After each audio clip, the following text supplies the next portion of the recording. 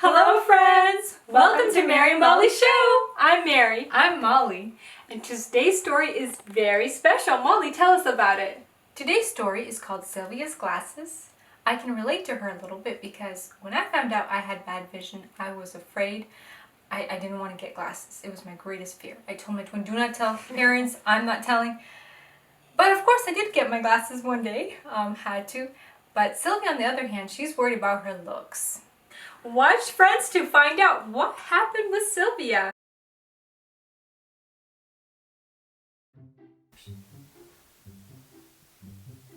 If there was one thing Sylvia hoped she would never have to do, it was to wear glasses.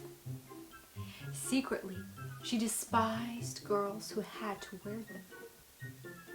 She thought that glasses spoiled their looks and made them plain and homely.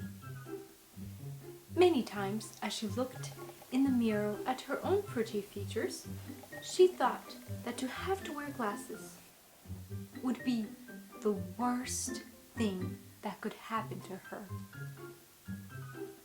Then, one day, the blow fell.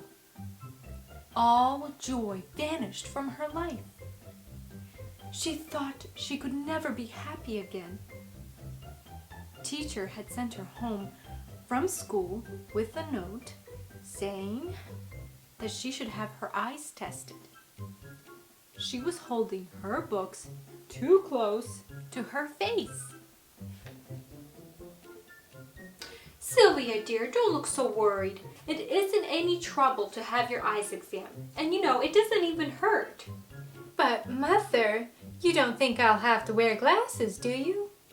I couldn't. I simply couldn't. Well, we don't know, do we? So let's go and we're going to find out what's going on. That's the wisest thing to do, Sylvia. So off they went to an optometrist. He was kind and gentle and smilingly tested Sylvia's eyes with the wonderful instruments in his office. Sylvia had to admit that it didn't hurt at all. But her worry increased as he continued to put little pieces of glass in front of her eyes, asking whether she could see better with this or with that. All along, she had hoped that he would tell her that her eyes were perfectly all right, or just a little tired, needing only a short rest.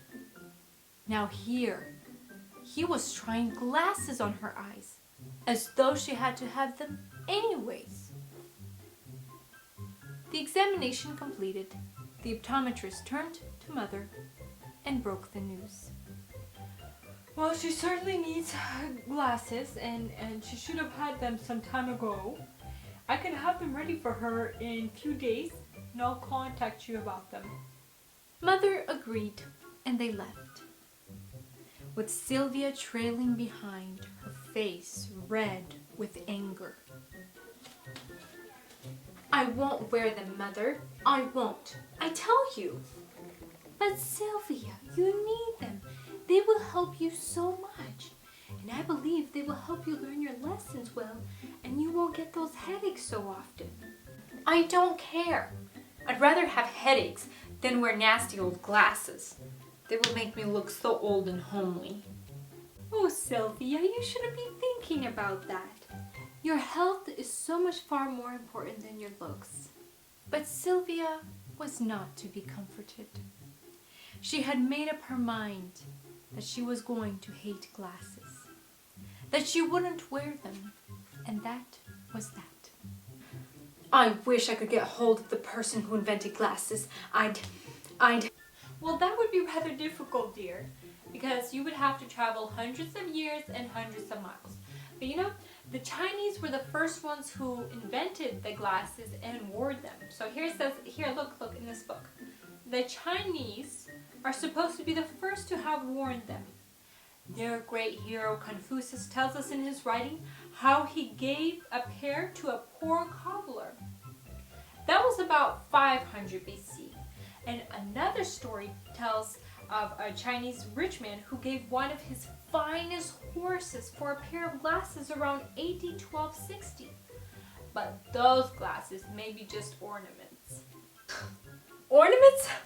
Fancy wearing those horrid things as ornaments.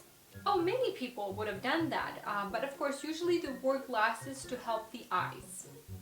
But here it says, look, listen, Sylvia, the other man who gets credit for this idea is Roger Bacon, who wrote about glasses in AD 1276, saying that they were useful to those who were old and have weak sight.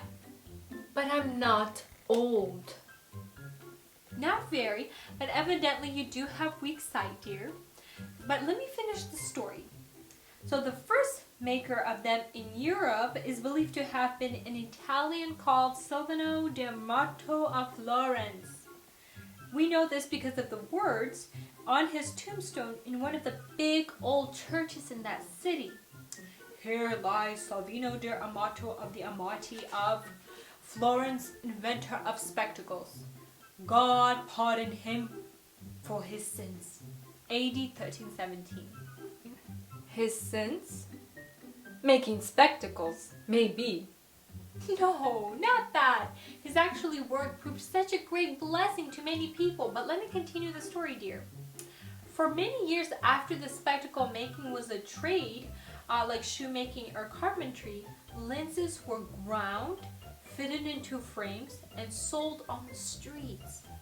The buyers then selected the pair that suited him, and there was then no optometrist to test people's eyes as yours was tested. Last, the optometrist telephoned to say the glasses were ready.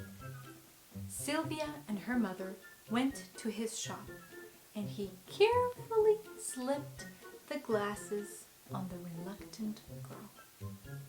At once, Sylvia noticed how clear everything was about her.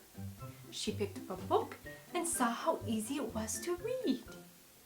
Why, Mother, these things make everything different. Why, the world seems new. And the world was new to her. She had never seen it properly before. She had not realized what a burden she was carrying, nor what darkness she had been living in so long. So thrilled was Sylvia at the clear vision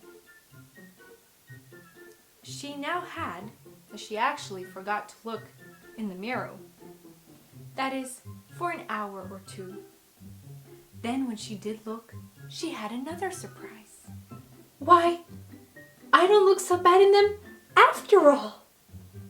Thank you, friends, so much for watching, and don't forget to tune in next week for another amazing true story. And if you haven't subscribed, go ahead, do that now. Click that bell so you can receive immediate notifications of our new weekly posts. Like, share, and comment. Bye, friends!